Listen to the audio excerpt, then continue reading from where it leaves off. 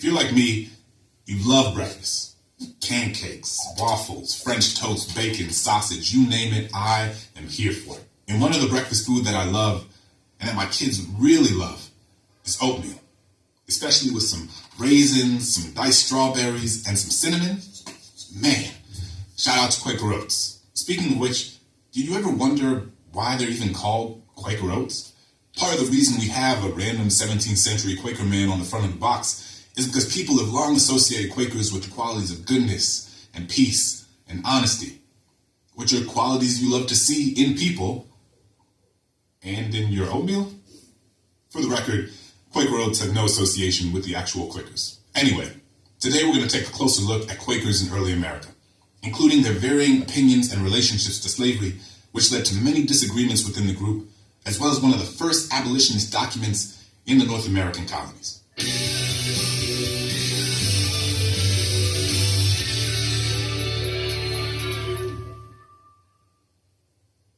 By the late 1600s, British North America had become well accustomed to the practice of slavery. Though it was not nearly as integral to the economy in the North as it was to the South, the practice did expand rapidly, including in the Delaware Valley region of Philadelphia, Pennsylvania. Slavery in this region began in 1684 with the arrival of some 150 captives aboard the British vessel, the Isabella. The slave ship brought a highly sought-after commodity to Philadelphia, free labor, tapping into the colonists' desire to obtain their own enslaved workers. Soon, enslaved Africans would make up around a seventh of the city's entire population. The colony of Pennsylvania had been founded by a man named William Penn, who himself was a Quaker, but not the man on the Quaker Oats box. The Quakers, whose denomination of Christianity developed in England in the mid-17th century, were also a significant portion of Philadelphia's population during this time. Quakers' beliefs were pretty different, and in some ways radically different, than other Christian groups. For example, they were one of the first to argue that individuals could realize spiritual freedom through their own inner light, that people could communicate directly with God. So priests weren't really needed to do so. Quakers were also well known for being forerunners of the abolitionist movement. As always with history, it's complicated. We should make clear that even though Quakers as a whole were at the forefront of abolitionist work, within the denomination, there were people with a range of views on the subject.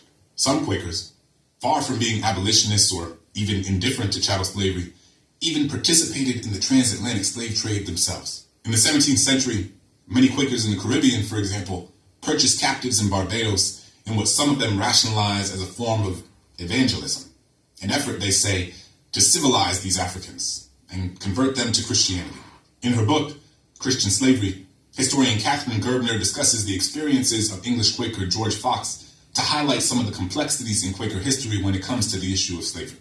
She emphasizes the stark contrast between Quakers who held anti-slavery beliefs and those whose primary concern was maintaining, quote, well-ordered Quaker households with Christian slaves. Fox, regarded as the founder of Quakerism, was already a proponent of universal evangelization. And during a trip to Barbados in 1671, when he had the opportunity to witness slavery firsthand, his conception of Christianity was made to confront slavery directly. You might think that witnessing the violence and barbarity of enslavement would have deeply unsettled anyone who purports to have Christian views, and would have made clear to them that slavery was inconsistent with their faith. Right? Well, no. Instead, during his trip, Fox spoke of what he saw as deplorable promiscuity and polygamous relationships among the enslaved, even though, we should note, there were often forced breeding practices imposed on them. And Fox said that he was shocked and angered to find that plantation owners in Barbados had no intention of trying to convert their labor force to Christianity, something that he saw as essential. So no, it wasn't the horrific, violent nature of Caribbean slavery that sent him over the edge. Instead, it was the belief that, quote, the gospel should be preached to every creature under heaven. Apparently, he saw no contradiction between the idea of a loving God and the barbarous institution in front of him that was perpetuated in God's name. We should note that Fox wasn't alone in what we today clearly see as a moral paradox. This evangelical approach, which provided justification for those participating in the slave trade, was actually not considered controversial at the time. In Pennsylvania, it was not uncommon for Quaker leaders to own enslaved laborers. Even William Penn, founder of Pennsylvania, purchased laborers from Quakers who owned plantations in Barbados. Penn and other Quaker leaders simply believed that slavery was necessary to secure the economic welfare of this developing colony. There were, however, still many Quakers who opposed slavery on moral grounds, and Quakers would later become one of the most influential white religious groups to lead anti-slavery protests. They even provided direct aid to the abolitionist movement and the Underground Railroad. Let's go to the thought bubble. In 1688, 4 German-Dutch Quaker men presented what would become known as the Germantown Protest at a monthly local meeting in Dublin, Pennsylvania. But we're not talking about a big public protest like with signs and chanting or anything like that. This was a written protest, a petition, with a list of demands advocating that the Quakers form a united front and publicly endeavor to end slavery. The 4 men who drafted this petition made their complaints based on fundamental Quaker beliefs that each human being is of unique worth. The Germantown petition, named for the location where it was drafted, became one of the first formal documents to denounce the institution of slavery on moral and practical grounds. These Quakers openly challenged the logic behind slavery and the violence enslaved laborers were subjected to. Unfortunately, although many prominent Quakers shared these sentiments, they weren't willing to turn those sentiments into action. And primary source documents from the time reveal that it received a less than enthusiastic response. After listening to the petitioners and inspecting the matter, the official response from the meeting was that, given the nature of the complaint, it was best that they not, quote, meddle in the issue. They claimed it was too weighty of a problem for them to try and resolve at that time. They decided to pass the issue off to a quarterly meeting. Then it was passed to officials at the yearly meeting, where ultimately the full gathering would also reject the petition. Thanks, Thought Bubble. Even though the petition was ultimately unsuccessful, the way it laid out the hypocrisy of many of their fellow Quakers was really significant. In their draft, these Quaker men called out the hypocrisy of enslavement, pointing out that it was in direct violation of several fundamental Christian values. The petition pointed out that enslaving people is a pretty direct violation of the Golden Rule. The petition read, in part, "We shall do to all men like as we will be done ourselves, making no difference of what generation, descent, or color they are." The petitioners also appealed to the strong sense of family that is essential to Quaker beliefs. They stated that African families had no chance of survival under the oppressive institution of slavery. Pray, what thing in the world can be done worse towards us than if men should rob or steal us away and sell us for slaves to strange countries, separating husbands from their wives and children? They also made a special note that you shouldn't buy stolen goods, framing it as a larger moral issue tied to enslavement. We who profess that it is not lawful to steal must likewise avoid to purchase things as are stolen, but rather help stop this robbing and stealing if possible. This is important because in the petition, they stress that Africans were captives brought to the Americas against their will, and for that reason, they too are stolen. Our impassioned petitioners even suggested that the hypocrisy was so blatant and so egregious that slavery's very existence in the colony prevented Quakers in other areas of the world from migrating to Pennsylvania because of this clear contradiction of their values and practices. Given the social and political context of the moment, it's perhaps not that surprising that this petition was rejected by landowning white men who were still working to establish their place in the American colonies. But the letter itself is still important for us to learn about because it serves as documentation of abolitionist thought among white immigrants in the United States. Moreover, it served as a strong ideological foundation for many Quakers who were later even more actively engaged in the abolitionist movement spanning the 18th and 19th centuries. So, as you can see, there were some groups, or groups within groups, of white immigrants who did recognize the maltreatment of enslaved Africans and whose fight against it is documented in writing from well over 300 years ago. And their argument was rooted in something that most colonial regions could relate to: Christianity. The 4 Quaker men who presented the Germantown petition in 1688 drew inspiration from the Bible to make plain the contradictions and the inhumanity of slavery.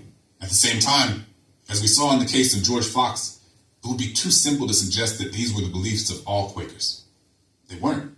And it's important for us to complicate and problematize any rhetoric that suggests that all Quakers were against slavery. Many were, but certainly not all. And this should be a lesson we carry with us throughout our journey through all of American history. We should be wary of overgeneralizing any group of people, There are often a range of opinions, perspectives, and ideas that exist within any group, Quakers or otherwise. The Germantown protest showcases the significance of white people recognizing that they themselves had a moral and human stake in the fight for Black liberation. This is a concept that we'll return to and explore throughout this series. Thanks for watching. I'll see you next time. This is Crash Course Black American History. As we mentioned before, enslaved people resisted their condition in a range of different ways. Oftentimes, those ways were small and personal, slowing down the pace of work, pretending to be sick, purposefully misplacing your tools, things that might slow down the efficiency of the system and give back to the enslaved some small sense of agency. There were also times when that resistance took on larger, more dramatic forms, like with slave uprisings and rebellions. We should note that notions of what constitute as a successful versus an unsuccessful rebellion are often subjective, unhelpful, gendered, and can really obfuscate the significance of the fact that such a rebellion took place at all. Still, some of these uprisings have taken on notable historical significance. And today, we're going to talk about one of those, and that's the Stonewall Rebellion.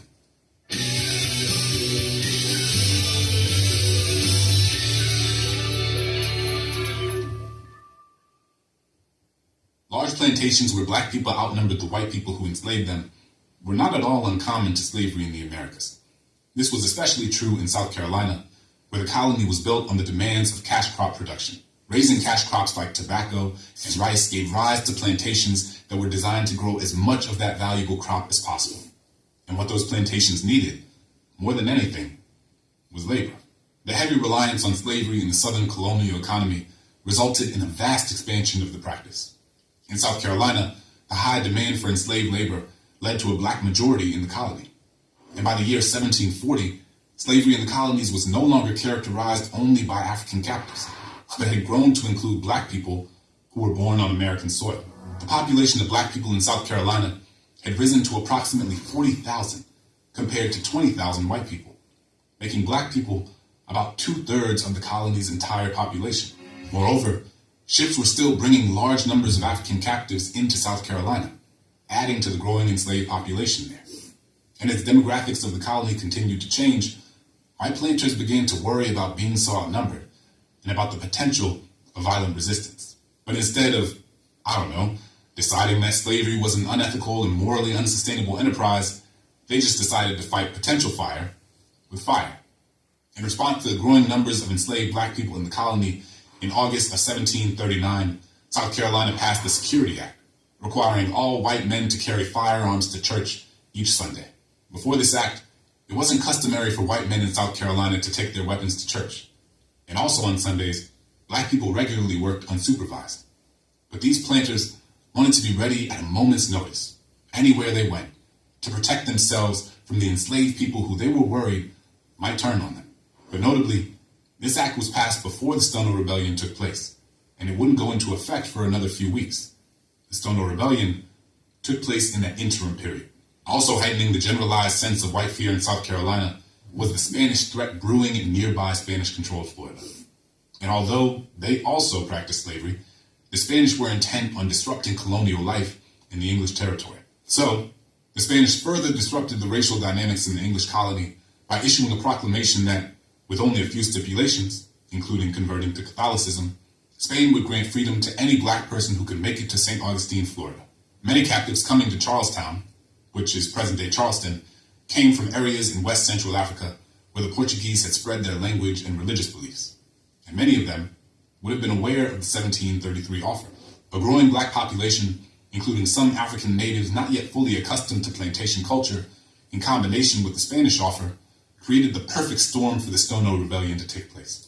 This insurrection would become the largest the colony would ever face, and one of the bloodiest in the United States history. Let's go to the thought bubble. The Stonewall Rebellion, which erupted on Sunday, September 9th, 1739, was led by an enslaved man named Jemmy. Jemmy, and those who fought alongside him, chose Sunday to revolt because they believed that it presented the best conditions to actually pull this thing off, given that all of the planters and their families were at church, and the enslaved were working largely unsupervised. We don't know too much about Jemmy. Historical records suggest that he was from what is now Angola. And many enslaved Africans who came to Carolina from Angola were in fact trained soldiers who had fought in the region's civil war and who had experience with guns. And Jemmy may have been able to read Portuguese and Spanish, which increases the likelihood that he would have heard of the 1733 Spanish Proclamation. Starting with just 20 enslaved people, Jemmy and the group acquired guns and ammunition by raiding a warehouse and marched up the Stono River banks carrying banners that plainly read, "Liberty." As they marched south, others, seeing what was happening, dropped their tools and joined the group. By nightfall, the crowd swelled to nearly 100 black people willing to risk it all for their freedom. The rebels hoped to make their way to St. Augustine to gain their freedom, but just 10 miles later, when they reached the Adesto River, white colonists overtook them, killing an estimated 30 rebels. While some initially escaped, many were ultimately captured and executed.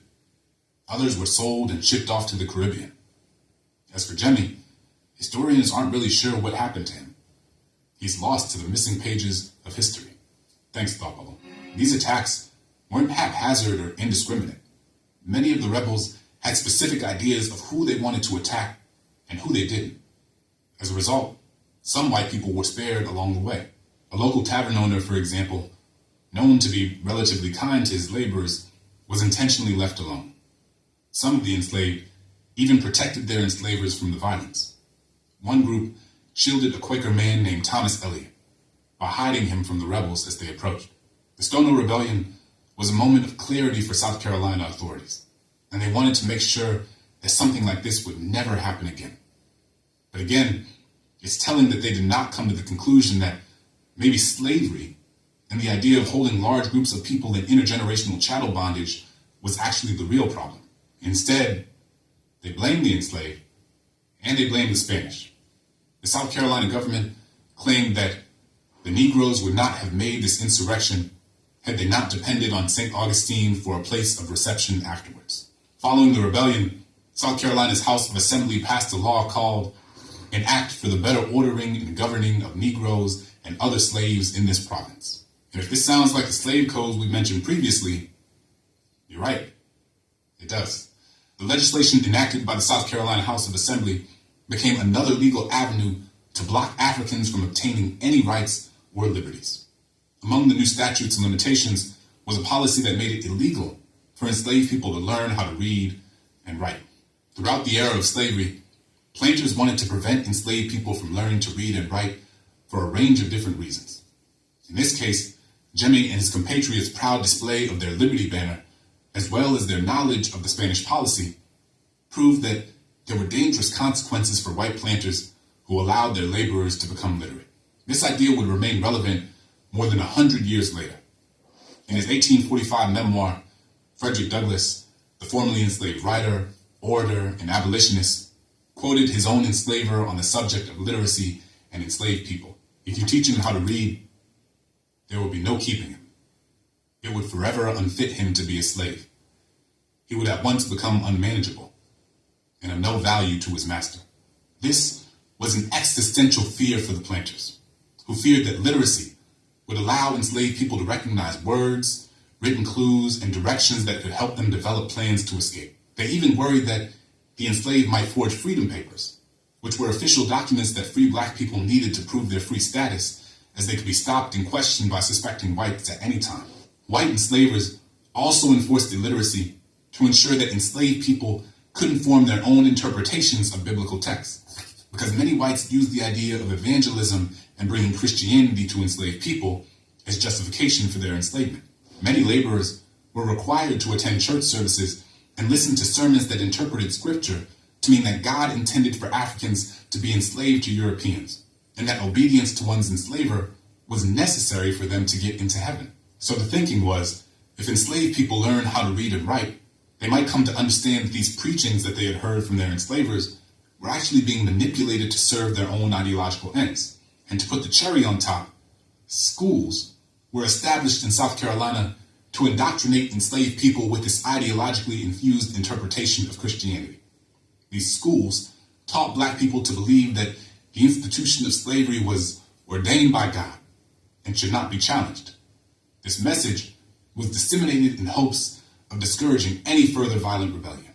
Authorities in South Carolina also created new policies that they hoped might shift the demographics of the state. According to historian Peter Wood, after the Stono Rebellion, slave importations were cut by nearly 90% during the 1740s, and policies were put in place to encourage immigration from Europe, with the goal of increasing the white population in the colony. There were also some half-hearted attempts to improve, if you can even call it that, the treatment of enslaved people. Planters could be penalized for especially cruel punishment and for imposing excessive work. Legislators hoped that the improved conditions might reduce the chances of another rebellion. But the phrases cruel punishment and excessive work should be understood in context. Treating enslaved people with less cruelty, but continuing to keep them enslaved, isn't really an act of benevolence. Therefore, we should be careful to note that these stipulations did not make slavery more humane in South Carolina. Slavery is still slavery. The record of the Stono Rebellion highlights the courage and bravery of enslaved black people who are willing to go to extreme lengths to gain their freedom. And I guess when you put it that way, it's not so different from the stories we've long been told of Americans who are willing to sacrifice their lives for the prospect of liberty. Those who led and participated in the Stono Rebellion were not the first to rebel violently against slavery in the colonies, and would certainly not be the last.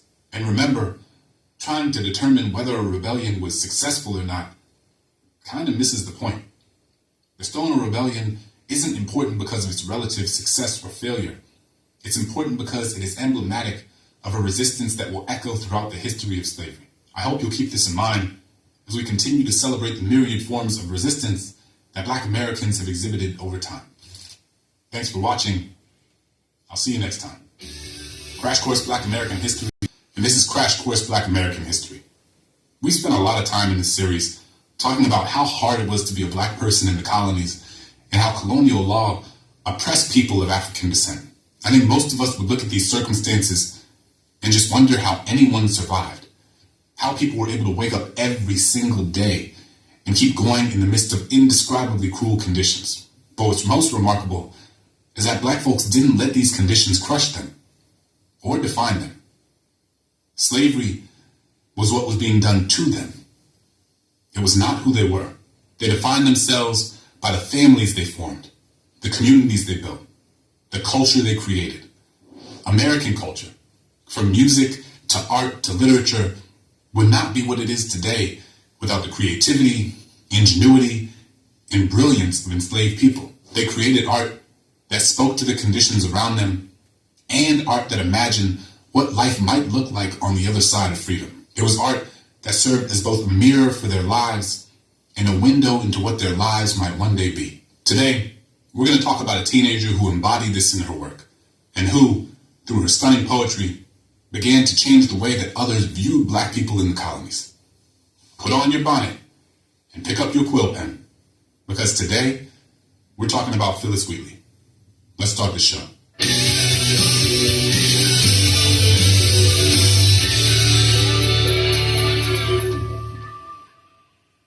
Phillis Wheatley was the first English-speaking black woman to ever publish a book.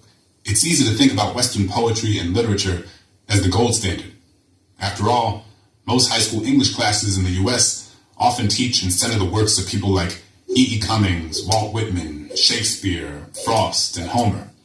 And while a bunch of these folks are great, it's important to note that the West does not have a monopoly on poetry. And just because we've been taught that a certain type of poetry is considered standard doesn't mean we shouldn't interrogate the very notion of who is deciding what is or isn't considered standard in the first place. There are many other important examples of literature that came from the African continent, like the Timbuktu manuscripts, epic texts and oral poems like the Epic of Sanjura, and literature written by the kings of Zierah Yaqub. Even within her era, Phillis Wheatley was not the first black woman poet in New England.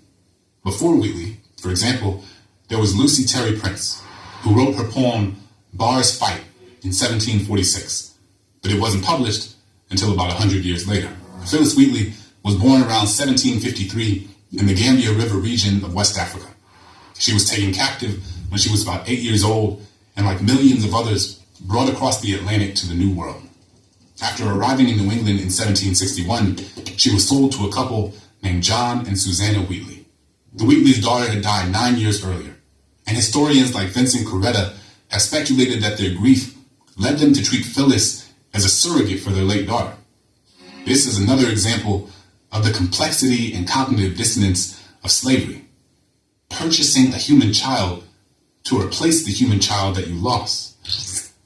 That's a lot to unpack for your 18th century therapist. Anyway, Phyllis was brought to the United States following the Great Awakening, a religious movement that emphasized the importance of conversion through a process of spiritual rebirth and accepting Jesus Christ as one's personal savior. The three theologians that started this movement were Methodist Anglicans who came from the Church of England.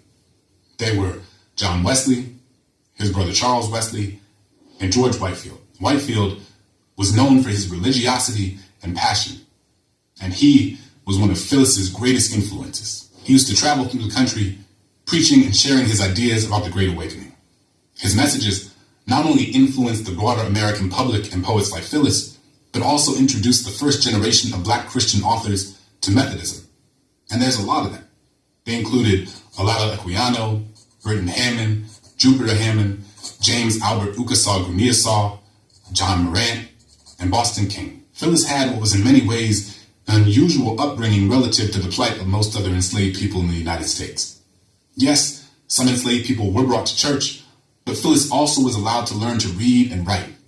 In fact, within 4 years of arriving in Boston, Phyllis was literate and eloquent enough in the English language to write a letter to a minister and compose a short poem mourning the death of a neighbor. But her big break came in 1770, when she published a poem about George Whitefield, whom she had first heard preach when she was a young child.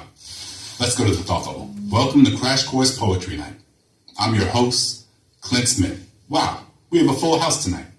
Ben Franklin, good to see you. Sorry, man, you're going to have to leave that kite outside. Wesley Brothers, didn't expect to see you tonight. I thought you had a sermon to give. So, being a bit of a poet myself, I'm happy to introduce a young legend in the making. Hailing from Boston, Massachusetts, show your love for Miss Phyllis Wheatley. She will be performing an excerpt from her piece with quite the title, an elegiac poem on the death of that celebrated divine and eminent servant of Jesus Christ, the late Reverend and pious George Whitefield. Hail, happy saint, on thy immortal throne, to thee complaints of grievance are unknown. We hear no more the music of thy tongue, thy wonted auditories cease to throng, the lessons in unequaled accents flowed, while emulation in each bosom glowed. Thou didst in strains of eloquence refined, inflame the soul and captivate the mind. His lonely tabernacle sees no more, a Whitefield landing on the British shore. Then let us view him in yon azure skies, let every mind with this loved object rise. No more can he exert his laboring breath, seized by the cruel messenger of death. What can his dear America return, but drop a tear upon his happy urn? Thou tomb shalt safe retain thy sacred trust, till life divine reanimate his dust. Thanks, Thought Bubble. This poem was an 18th century banger, and it propelled Phyllis Wheatley to fame. As her success grew, she became a symbol of the intellectual abilities of people of African descent, and thus became an important part of the anti-slavery movement. You see, during this time, white people viewed black people as less intelligent, but Phyllis's poetry directly countered that false stereotype. Historian Winthrop Jordan has written that Phyllis Wheatley ultimately became anti-slavery's most prized exhibit, her name virtually a household term for the Negro's mental equality. Another historian, Jessica Parr, stated in her work that Phyllis Wheatley forced the American colonists to question their ideas about black people's intellect and humanity.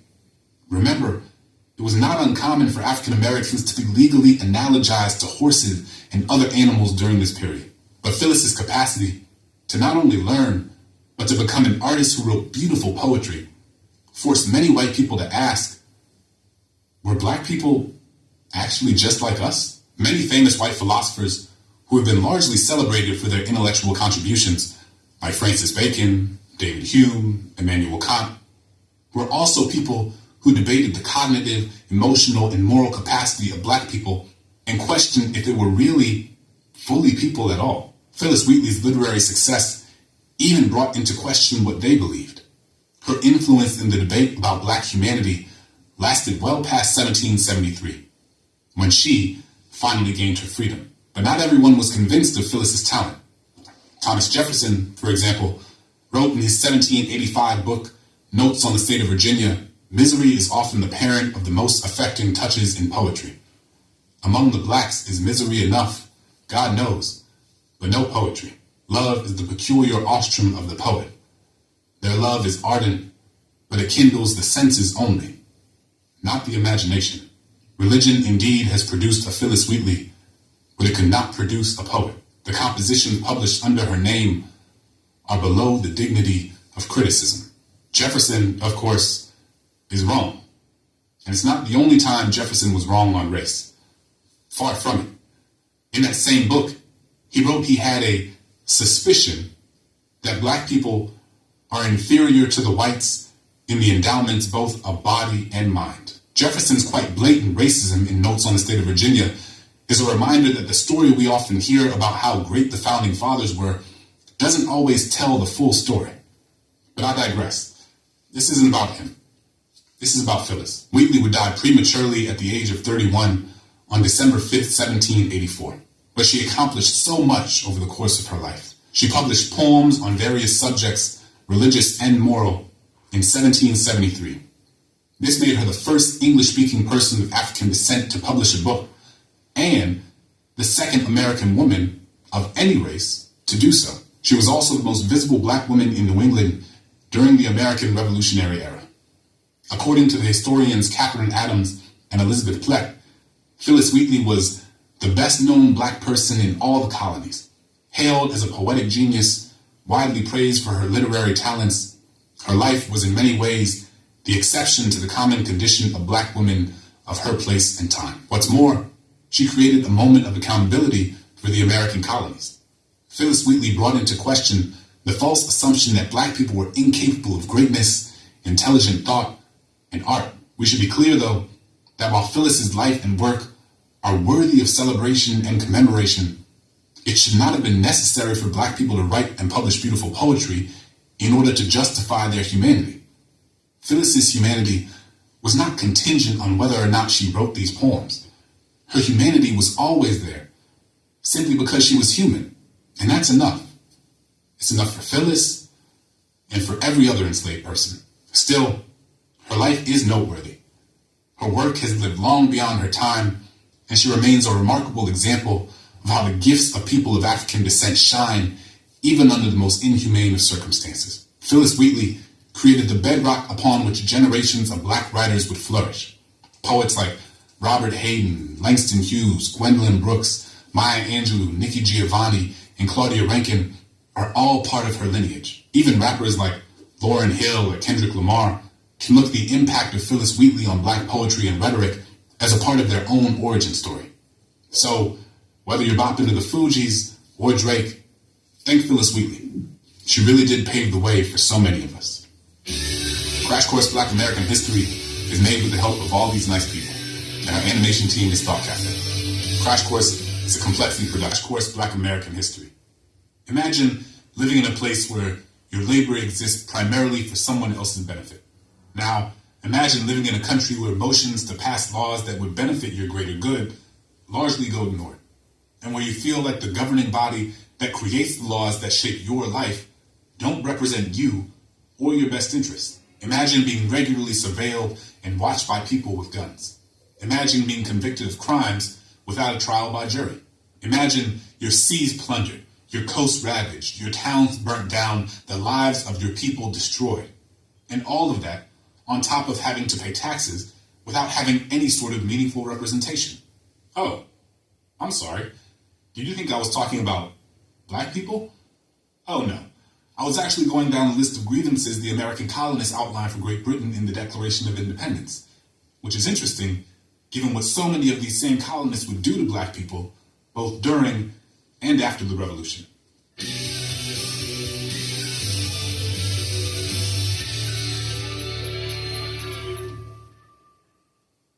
Now, imagine you're a Black person living in colonial America in a war for independence, freedom, and certain unalienable rights is taking place right in front of you.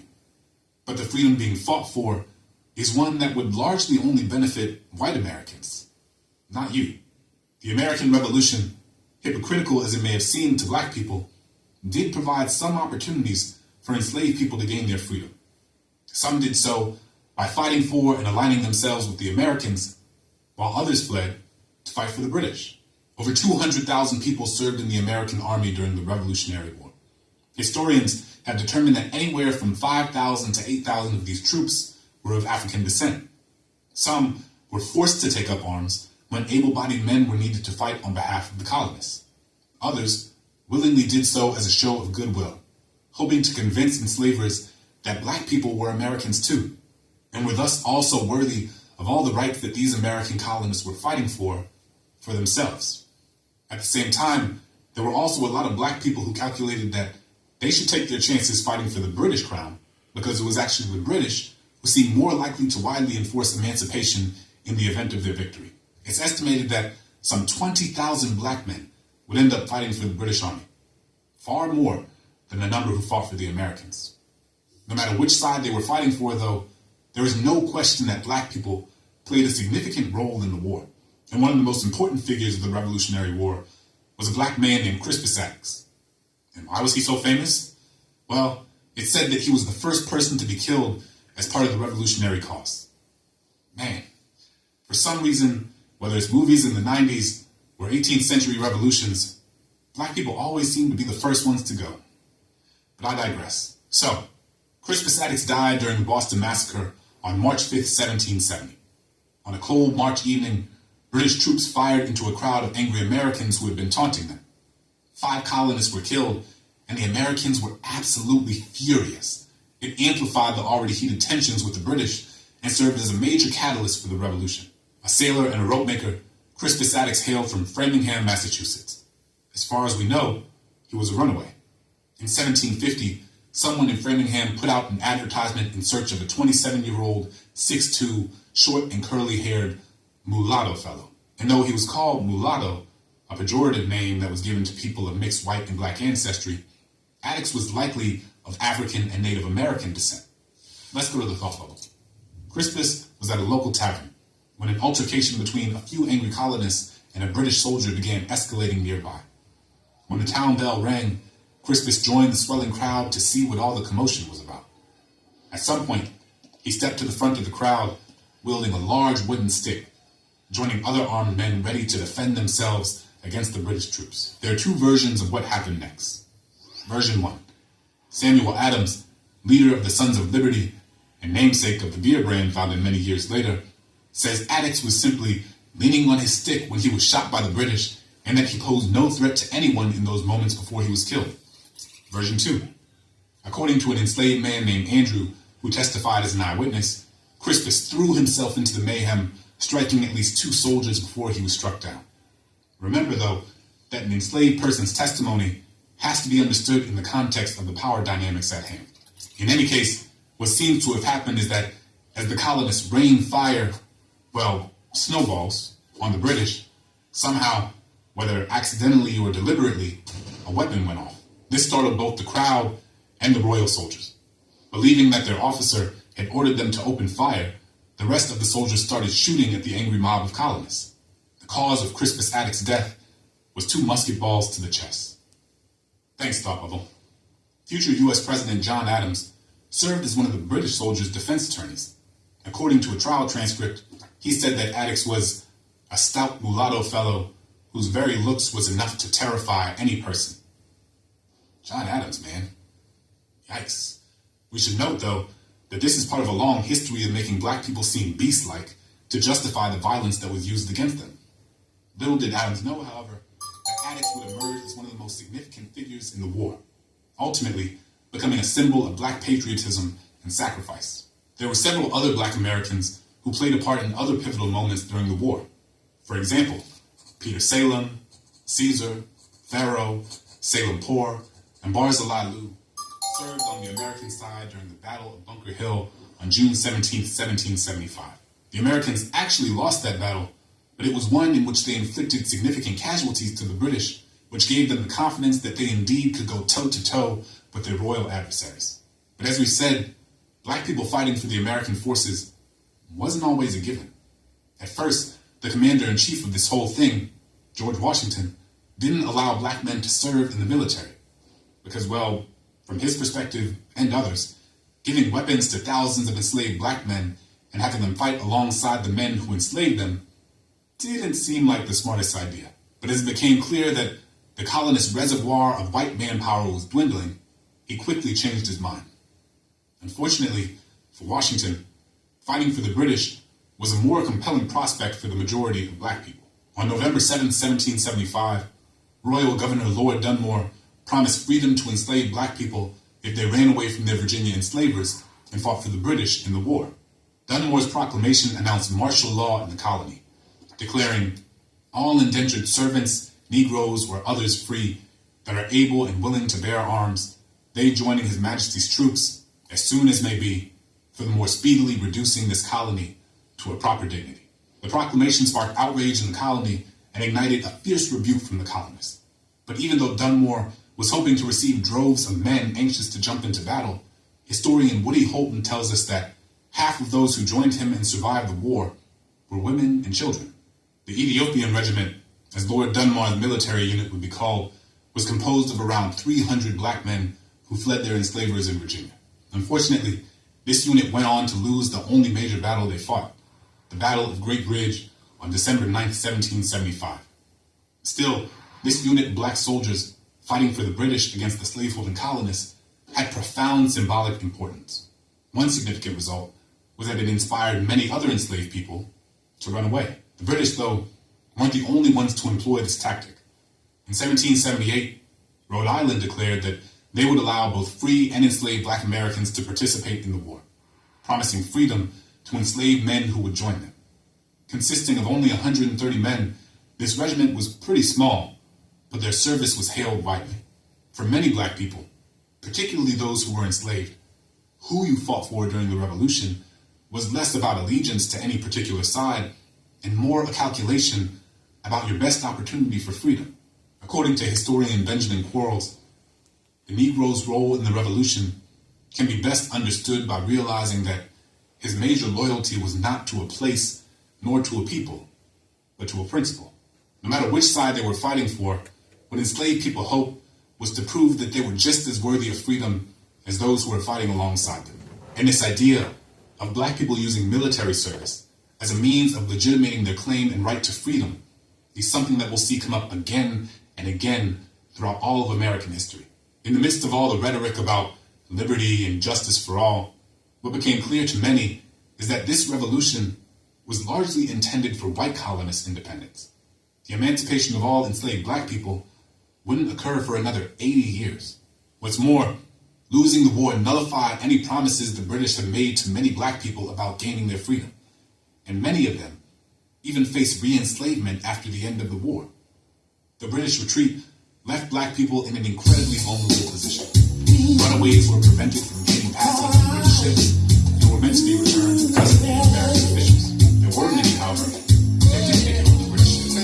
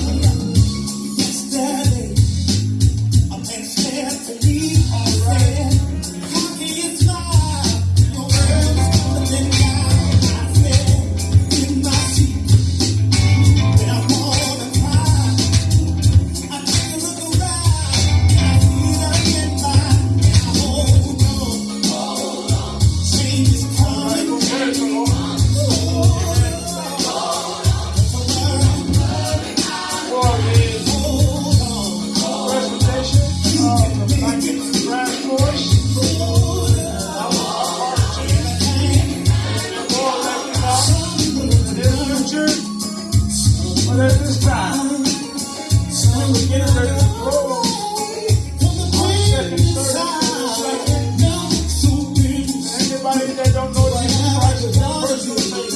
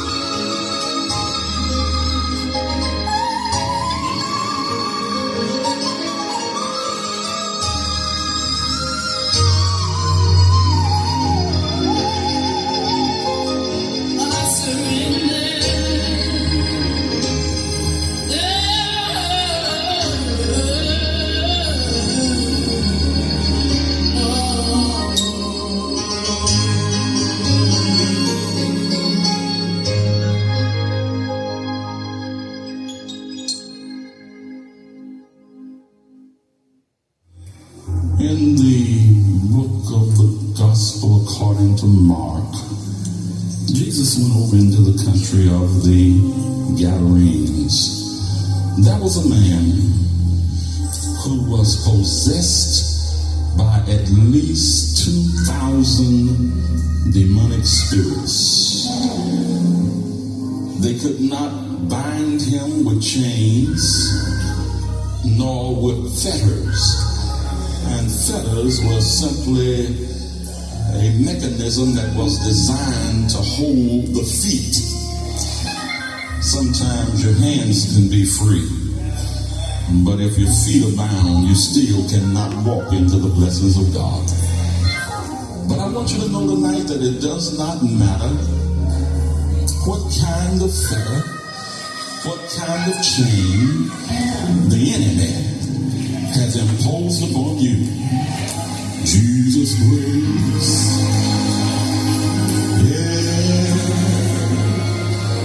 every fetter. Oh, why don't you ring it out? Jesus'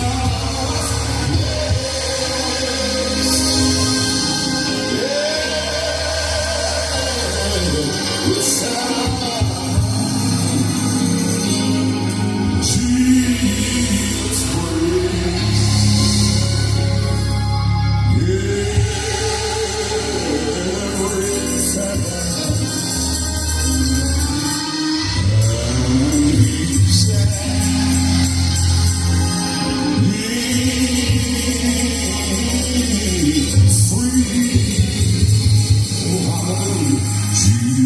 grace.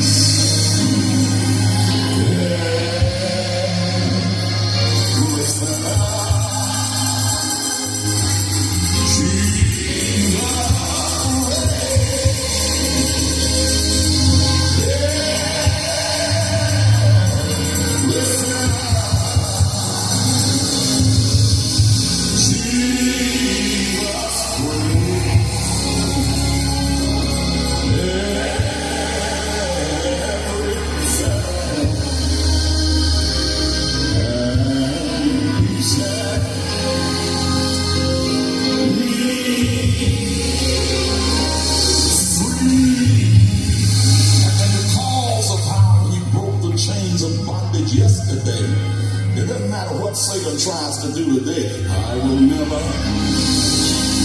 die, my Savior. I will never die, my Savior.